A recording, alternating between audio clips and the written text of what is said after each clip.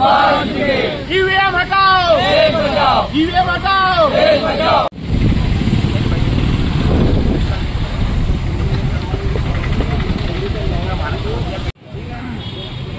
जय जिजाऊ, जय शिवराय। शेतकरी कर्जमाफी, शेतकऱ्या सातबारा कोरा, शेतकऱ्याच्या सन्मानात संभाजी ब्रिगेड मैदानात या शेतकरी विरोधी सरकारचं करायचं काय?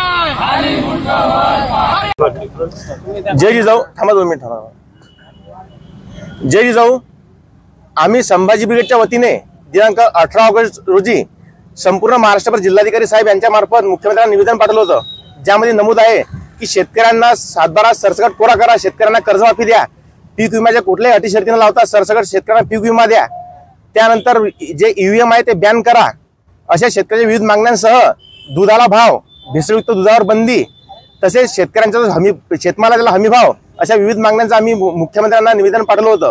परंतु आमच्या निवेदनाची दखल न घेतल्यामुळे आम्ही आज 21 ऑगस्ट रोजी संपूर्ण महाराष्ट्रभर जिल्हाधिकारी कार्यालयासमोर आम्ही 1 दिवसीय लाक्षणिक उपोषण करत आहोत।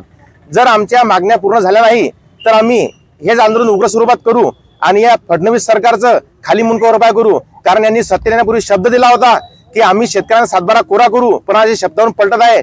हा शेतकरी सरकार मायबापाकडे खूप आशेने पाहत आहे, म्हणून त्यांनी तात्काळ कर्जमाफीचा आदेश करावा। त्याने संपूर्ण महाराष्ट्रभर संभाजी ब्रिगेड एकदम उग्र आंदोलन करेल, कारण शेतकरी हा आधीच कर्जा विळख्यात अटकलेला आहे, वरून त्याला निसर्ग मारतो, सरकार मारतो, मग शेतकऱ्यांना करायचं तरी काय?